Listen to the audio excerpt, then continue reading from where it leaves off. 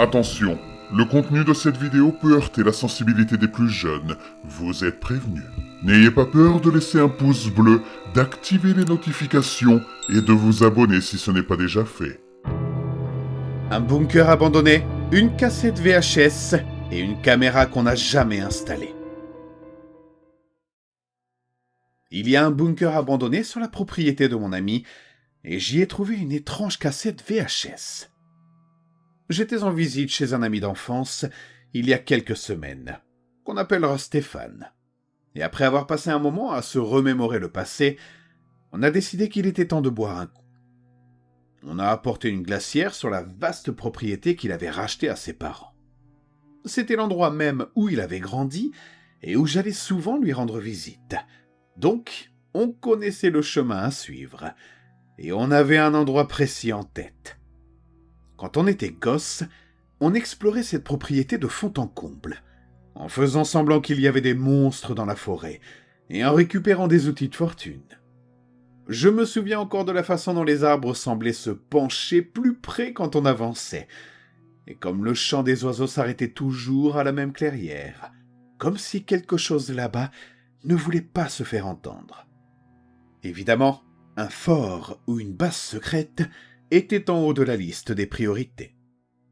Alors quand on a trouvé ce qui ressemblait à un bunker, style fin du monde, à moitié enterré et au gonds rouillé, on en a rapidement fait notre repère. On avait même fini par remettre le générateur en marche, et on passait notre temps à regarder des films et à traîner. Mais en devenant ado, c'est aussi devenu un endroit où planquer de l'alcool et boire sans que ses parents ne le sachent.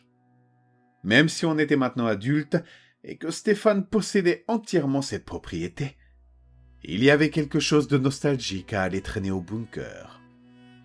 On a discuté un moment, en rattrapant les années qu'on avait manquées. Mais à un moment donné, il a dû retourner à la maison en m'assurant qu'il reviendrait dans quelques minutes. Vu que c'est une marche d'environ 15 minutes, je savais que ça allait prendre du temps.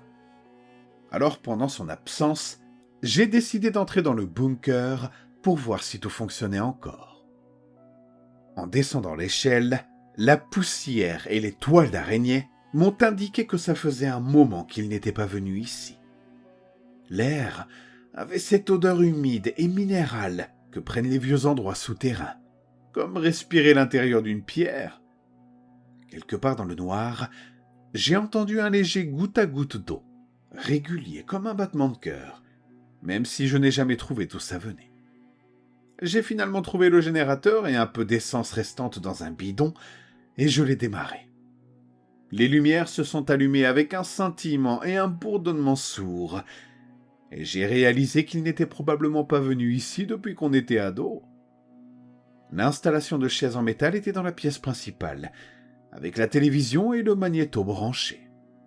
La zone de stockage regorgeait de vieilles rations militaires et de nourriture d'astronautes, recouverte d'une fine pellicule de poussière, et l'emballage était délavé dans une couleur que je n'arrivais vraiment plus à nommer. Je me suis approché du magnétoscope et j'ai remarqué qu'il y avait une boîte poussiéreuse à côté avec plusieurs films. En les feuilletant, mes doigts laissant des traces nettes dans la crasse sur chaque boîtier, je suis tombé sur une cassette avec du marqueur noir dessus, étiqueté « Ces choses que je crains ».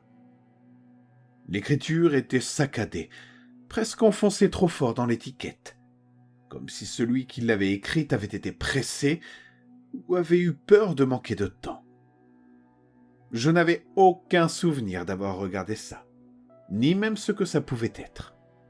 Mais je me suis dit que c'était sans doute un film d'horreur obscur, et je m'ennuyais pas mal. J'ai mis la cassette dans le magnéto, et j'ai allumé la télévision, en essuyant l'écran pour pouvoir vraiment y voir quelque chose.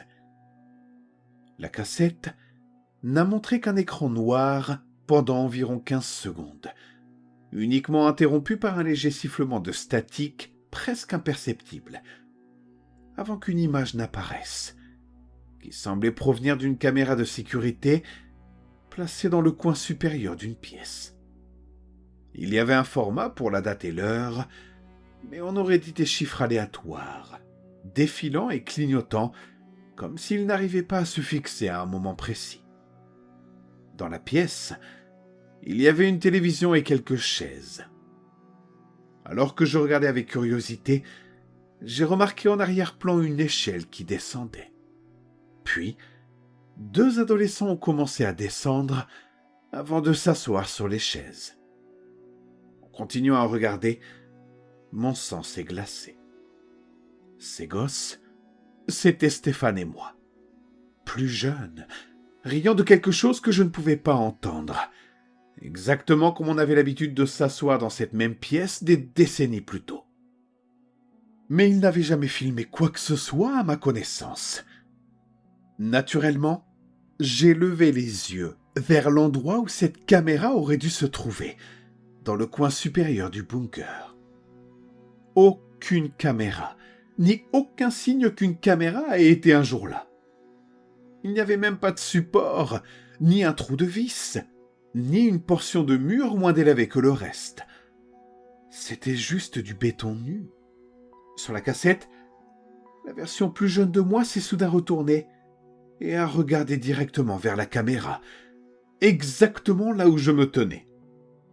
C'était comme s'il pouvait me voir debout là, 30 ans plus tard. J'ai éjecté la cassette et je suis sorti du bunker, mes mains tremblant plus que je ne voulais l'admettre, avant de retourner auprès de Stéphane. Je l'ai trouvé avachi sur son canapé, clairement incapable de marcher. « Hé Stéphane, est-ce que t'avais installé des caméras dans le bunker quand on était gosse ?» lui ai-je demandé, sans savoir s'il était en état de répondre. « Une caméra ? Non, mec, pourquoi j'aurais mis une caméra là-dedans ?» répondit Stéphane sans trop réfléchir. « Eh bien, j'ai trouvé cette cassette. »« Remets-la à sa place. » m'interrompit Stéphane, avec une soudaine lucidité dans la voix. Et l'espace d'un instant, ses yeux semblaient parfaitement clairs, comme si l'alcool ne l'avait jamais touché. J'ai commencé à répondre, quand il s'est levé d'un coup, chancelant légèrement, mais sa voix était ferme. « Écoute-moi bien, remets-la exactement où tu l'as trouvée, et reviens à la maison. Ne t'arrête pas pour regarder autre chose là-bas. » J'ai acquiescé, et j'ai repris le sentier pour faire exactement ce qu'il m'avait dit.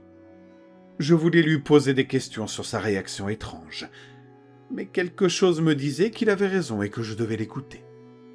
À ce moment-là, j'avais l'impression d'être observé de toutes parts en traversant les bois, les arbres me semblant plus hauts et plus rapprochés que dans mon souvenir. Le chemin était étrangement plus long que celui de l'allée d'ailleurs. 2 fois, j'ai cru entendre des pas derrière moi, calquant exactement mon propre rythme. Et 2 fois, je me suis retourné pour ne trouver que des ombres mouvantes. Je suis finalement arrivé au bunker et j'ai remis la cassette dans la boîte en prenant soin de la laisser exactement telle que je l'avais trouvée. En remontant l'échelle, j'aurais juré avoir entendu très faiblement le son d'une télévision qui s'allumait juste derrière moi, dans la pièce vide. Je ne me suis pas retourné, comme Stéphane me l'a dit. Puis j'ai repris le chemin du retour. Stéphane ne voulait absolument pas en parler, et j'ai décidé de ne pas insister. On a passé la soirée ensemble, et le lendemain je suis rentré chez moi, oubliant complètement cette expérience, en essayant de me persuader qu'il ne s'était passé rien d'anormal. J'ai essayé de me convaincre que c'était une sorte de blague bizarre, mais cette théorie ne me semblait pas très convaincante. Quoi qu'il en soit, j'ai chassé ça de mon esprit, en reprenant le cours de ma vie quotidienne.